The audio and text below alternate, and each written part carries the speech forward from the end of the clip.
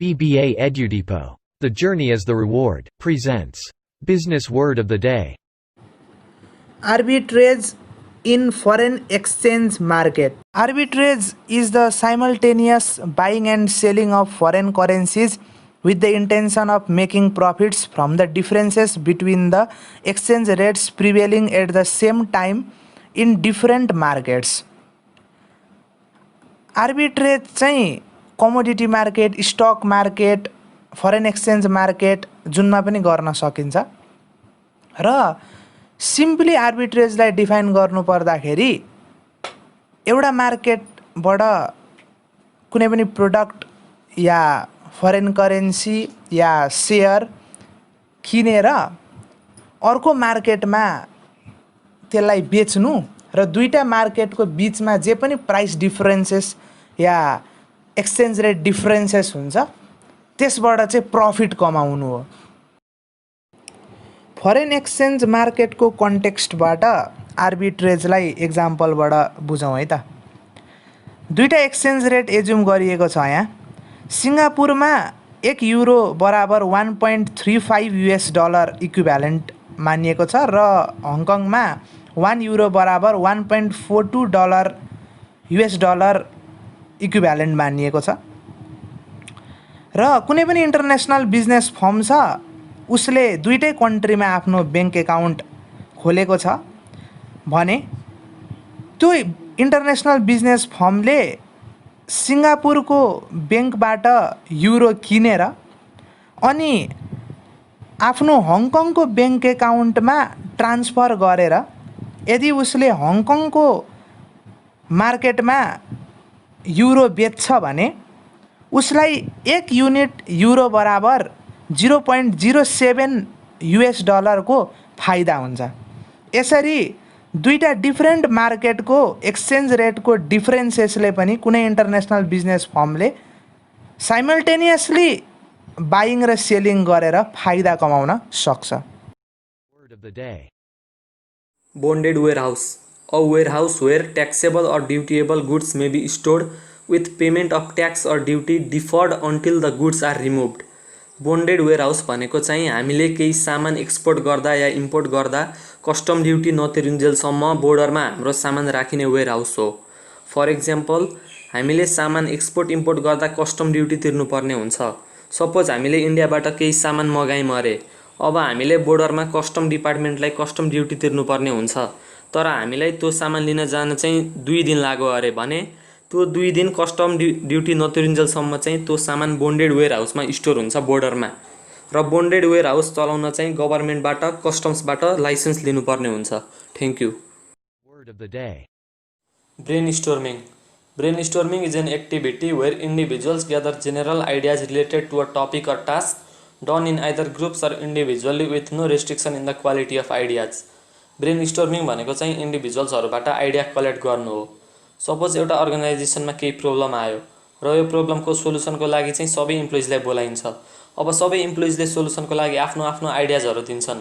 यही प्रोसेसलाई नै ब्रेनस्टर्मिङ भनिन्छ, जहाँ आइडियाजहरू कलेक्ट गरिन्छ र इन्डिभिजुअल्सले दिने आइडिया चाहिँ एकदम स्टुपिड पनि हुन सक्छ, तर ब्रेनस्टर्मिङमा त्यस्तो स्टुपिड आइडियाजलाई पनि कन्सिडर गरिन्छ किनकि त्यही स्टुपिड आइडियाबाट इन्स्पायर भएर अर्को इन्डिभिजुअललाई केही नयाँ आइडियाज पनि आउन सक्छ र लास्टमा चाहिँ यही आइडियाजहरूलाई छानेर एनालाइज गरेर इभ्यालुएट गरेर एउटा सोलुसन निकालिन्छ र लास्टमा भन्नुपर्दा ब्रेनस्टर्मिङ भनेको चाहिँ यही आइडियाजहरू कलेक्ट गर्नु नै हो। Thank you. Cash Reserve Ratio (CRR). CRR is a specified minimum fraction of the total deposit of customers which commercial banks have to hold as reserve either in cash or as deposit with the central bank. CRR is set according to the guidelines of the central bank of a country. The aim here is to ensure that banks do not run out of cash to meet the payment demand of their depositors. The current monetary policy of Nepal requires bank to maintain CRR at 3%. कुनै पनि ब्याङ्कले आफूसँग भएको total डिपोजिटको certain percentage central ब्याङ्कसँग डिपोजिटको रूपमा राख्नुपर्ने हुन्छ। यसलाई नै CRR भनिन्छ। नेपालको सन्दर्भमा हेर्दा राष्ट्र ब्याङ्कद्वारा यो रेट 3% कायम गरिएको छ। Word of the Day. Collateral. Collateral refers to an asset that a lender accepts as a security for a loan. Collateral भनेको चाहिँ जब हामी कुनै लोन लिन जान्छौँ हामीले चाहिँ त्यो लोन पाउन केही आफ्नो एसेट्स जमानत राख्नुपर्छ, जम्मा गराउनुपर्छ र त्यो एसेटलाई चाहिँ कोल्याट्रल भनिन्छ। यो कोल्याट्रल चाहिँ लेन्डरको लागि, जसले हामीलाई लोन दिन्छ उसको लागि चाहिँ एउटा सेक्युरिटी हुन्छ, ताकि यदि हामीले पछि त्यो लोन टाइममा तिर्न सकेनौँ भने लेन्डरले चाहिँ त्यो कोल्याट्रल बेचेर आफ्नो पैसा रिकभर गर्छ। भन्नुको मतलब the collateral acts as a firm of protection for the lender. Thank you. Word of the day. Ethnocentrism. It is the approach of multinational companies to consider that the management practices applicable in home country are equally applicable in foreign land as well. So simply भन्नुपर्दा इथ्नोसेन्ट्रिजम भनेको multinational कम्पनीको त्यस्तो strategy हो जसमा उसले आफ्नो home कन्ट्रीको सिस्टमलाई चाहिँ superior मान्छ र फरेन मार्केटलाई चाहिँ आफ्नो होम मार्केटको एक्सटेन्सनको रूपमा मात्रै हेर्छ र होम कन्ट्रीमा जे स्ट्राटेजी उसले लगाएको हुन्छ फरेन कन्ट्रीमा पनि त्यही स्ट्राटेजीहरू लगाउँछ। एक्जाम्पलको रूपमा हेर्दाखेरि मानिलिउँ कुनै एउटा नेपाली मल्टिनेसनल कम्पनी छ अरे, त्यो चाहिँ पाकिस्तानमा अपरेट गरिरहेछ अरे भने अब उसले यदि पाकिस्तानको अफिसमा त्यहाँको कर्मचारीहरूलाई 15 दिन बिदा दिन्छ दसैँको बेला र जति पनि हिन्दू कल्चर प्र्याक्टिसहरू छ त्यसलाई एडप्ट गर्छ भने त्यो नेपाली मल्टिनेसनल कम्पनीलाई एउटा इथ्नोसेन्ट्रिक मल्टिनेसनल कम्पनी भन्न सकिन्छ। Thank you very much. The day. Halo effect. Halo effect is a tendency to draw a general overall impression about an individual based on single striking characteristic. So simply भन्नुपर्दा hello effect narrow thinking हो। यो positive पनि हुनसक्छ, negative पनि हुनसक्छ। यसले हामीलाई actual रूपमा कुनै पनि मान्छेलाई पर्सिभ गर्न दिँदैन। कुनै पनि मान्छेको एउटा राम्रो क्यारेक्टरिस्टिक हेरेर उसलाई ओभरअल रूपमा राम्रो भन्नु या कसैको एउटा नराम्रो क्यारेक्टरिस्टिक हेरेर उसलाई पुरै रूपमै नराम्रो सोच्नु हेलो इफेक्ट हो। फर एक्जाम्पल कुनै पनि मान्छेले फ्लुएन्टली इङ्ग्लिस बोलेको देख्यौँ भने हामी के भन्छौँ भने यो मान्छे त पुरै नलेजेबल रहेछ, इन्टेलिजेन्ट रहेछ, स्मार्ट रहेछ, क्लेभर रहेछ। तर त्यो नहुन पनि सक्छ, त्यो इङ्ग्लिस फ्लुएन्टली बोल्नुमा उसको ल्याङ्ग्वेज स्किलमा पर्छ। Word of the day. Intellectual property. Intellectual property is a category of property that includes intangible creations of mind. For example, literary and artistic works, designs, symbols, names, etc. Intellectual property भनेको चाहिँ मान्छेको माइन्डले create गरेको एउटा creative property हो। जस्तै patent, design, ट्रेडमार्कहरू। कोही मान्छेले केही नयाँ इन्भेन्ट गर्छ भने उसले प्याटेन्ट राइट पाउँछ। उसले इन्भेन्ट गरेको इन्भेन्सन चाहिँ अरूले चोर्न पाउँदैन। कसैले केही आर्टिस्टिक काम गर्छ भने कपिराइटको अधिकार पाउँछ। सपोज कसैले सङ, म्युजिक बनाउँछ, बुक लेख्छ भने त्यो उसको क्रिएसन हो जसमा चाहिँ उसको राइट हुन्छ, अरूले चोर्न पाउँदैन। त्यसै गरी ट्रेडमार्क चाहिँ कम्पनीको राइट्स हुन्छ ट्रेडमार्कमा, र जसमा यी सबै प्याटेन्ट, डिजाइन, ट्रेडमार्क, कपिराइट यी सबै चाहिँ इन्टेलेक्चुअल प्रोपर्टीहरू हुन्, मान्छेको माइन्डले क्रिएट गरेको प्रोपर्टीहरू हुन्। Thank you. Word of the day. Intrapreneur. An intrapreneur is an employee of a company who works to create new business opportunities or products for the company in the style of an entrepreneur. अब entrepreneur भनेर त हामी सबैलाई थाहा छँदैछ, त्यस्तो individual जसले नयाँ बिजनेस क्रिएट गर्छ, bearing most of the risk and enjoying most of the rewards. अब यो इन्ट्राप्रेन्योर भनेको चाहिँ के हो त? इन्ट्राप्रेन्योर भनेको त्यस्तो इन्टरनल इम्प्लोइजहरू जुन अर्गनाइजेसनभित्र काम गर्छन्, जो स्यालेरी पाउँछन् तर उनीहरूको माइन्डसेट चाहिँ अन्टरप्रेन्योर जस्तो काम गर्छ, जसलाई चाहिँ फ्रिडम दिइएको हुन्छ उनीहरूको प्रोजेक्ट गर्नको लागि र उनीहरू इनोभेटिभ आइडियाजहरू निकाल्छन्, क्रिएटिभ थट्सहरू प्रड्युस गर्छन्, जसले गर्दा उनीहरू आफ्नो प्रोजेक्टलाई प्रफिटेबल भेन्चरमा कन्भर्ट गरिदिन्छन्। त्यसैले त्यस्ता इम्प्लोइजहरू जो अन्टरप्रेन्योरबाट इन्फ्लुएन्स्ड भएर त्यस्तै स्किल्स पोजेस गर्छन्, त्यसरी नै अर्गनाइजेसनमा काम गर्छन् भने they are called intrapreneurs. Word of the day. Initial public offering (IPO). IPO is the act of raising the investment capital by offering the stock of a company on a public stock exchange for the first time. In other words, it refers to the process of offering shares of a private corporation to the public in a new stock issuance. Generally, a company willing to issue IPO has to hire an investment or merchant bank. These banks makes all the necessary arrangements for IPO issuance. In Nepal, generally the face value of IPO is rupees 100. However, IPO can also be issued with some premium amount.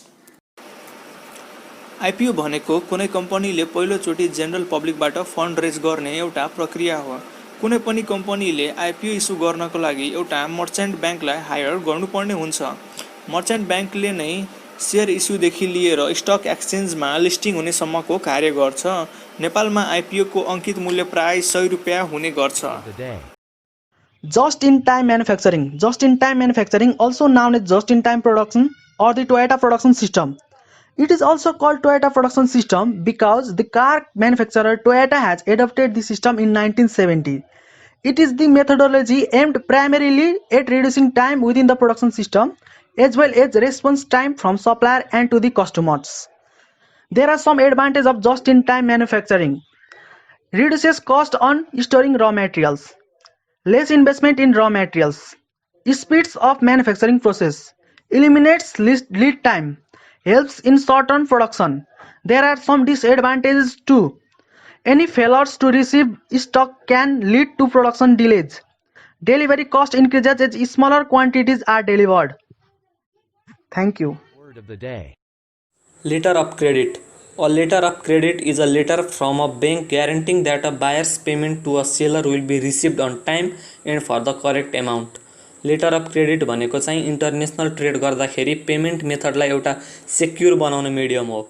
Suppose कुनै export र इम्पोर्टको business भएको छ या internationally buying and selling process भएको छ र सेलरलाई चाहिँ बायरले सामान पाइसकेपछि पैसा तिर्दैन कि भन्ने अविश्वास पनि हुन्छ र यसका लागि चाहिँ बायरले आफ्नो देशको बैंकसँग पैसा तिर्दिनु भनेर कन्ट्र्याक्ट गर्छ। त्यसैगरी बायरको बैंकले चाहिँ सेलरले सामान डेलिभरी गरिसकेपछि सेलरलाई पैसा तिर्छु भनेर सेलरसँग कन्ट्र्याक्ट गर्छ र बैंकले चाहिँ सेलरलाई ग्यारेन्टी दिन्छ सामानको पैसा टाइममा तिर्छु भनेर। यही ग्यारेन्टीको डकुमेन्टेसनलाई नै लेटर अफ क्रेडिट भनिन्छ। At last, a letter of credit is a payment mechanism used in international trade to provide an economic guarantee from a credit-worthy bank to an exporter of goods. Thank you. Word of the day. A merger is an agreement that unites two or more existing companies into one new company. In other words, it is the voluntary fusion of companies on broadly equal terms into one new legal entity. The firm that agrees to merge are roughly equal in terms of size, customer, and scale of operation. Mergers are most commonly done to gain market share, reduce cost of operation, expand to new territories, unite common products, grow revenue, and increase profit. A popular example of merger is a merger between Idea and Vodafone. After merger, it now operates with the name Vi. Word of the day. Non-performing assets (NPA) refers to those kinds of loan and advances issued by the bank which are default or about to be default, where borrowers are not paying their loan principal as well as interest. In general, loan becomes NPA when they are outstanding for 90 days or more. A loan can also be categorized as NPA if a company makes all interest payment but cannot repay the principal at maturity. NPA भनेको त्यस्तो loan हो जुन बोरोवरले repay गरेको हुँदैनन् वा repay गर्न सक्ने अवस्थामा हुँदैनन्। कुनै पनि एसेटको पर्फर्मेन्स भनेको त्यो एसेटले जेनेरेट गर्ने इन्कम हो, तर डिफल्ट भएको लोनले कुनै इन्कम जेनेरेट गर्दैन, so it is termed as non performing asset. Thank you. Word of the day. Recapitalization. Recapitalization is the restructuring of a company's debt and equity ratio. कुनै पनि बिजनेसलाई financing गर्दाखेरि date या equity या दुवै मिलेर financing गरिन्छ। भन्नुको मतलब बिजनेसलाई fund provide गर्न, बिजनेसमा इन्भेस्ट गर्न डेट र इक्विटीबाट फन्डिङ गरिएको हुन्छ र त्यसमा चाहिँ केही पोर्सन डेटको हुन्छ भने केही पोर्सन चाहिँ इक्विटीको हुन्छ र यो डेट र इक्विटीको कति कति पोर्सन छ त्यो पोर्सनको स्ट्रक्चरलाई नै क्यापिटल स्ट्रक्चर भनिन्छ र बिजनेसले टाइम अनुसार यो क्यापिटल स्ट्रक्चरलाई चेन्ज गर्नु नै रिक्यापिटलाइजेसन भनिन्छ। जस्तै इक्जाम्पलको लागि अहिले कम्पनीको डेट फाइनेन्सिङ चाहिँ 30% छ र इक्विटी चाहिँ 70% छ र केही पछि कम्पनीले डेटलाई बढाएर 40% पार्छ र इक्विटीलाई घटाएर 60% पार्छ र यसरी डेट इक्विटी रेसियोलाई रिस्ट्रक्चर गर्नुलाई नै रिक्यापिटलाइजेसन भनिन्छ र रिक्यापिटलाइजेसन चाहिँ कम्पनीले आफ्नो क्यापिटल स्ट्रक्चरलाई स्टेबल बनाउन, रिस्क घटाउन, कम्पनीलाई टेकओभरहरूबाट बचाउन गर्ने गर्छ। Thank you. Word of the day. Selective perception. It is a tendency to observe people selectively and accordingly interpret based on their interest, background, experience and attitudes.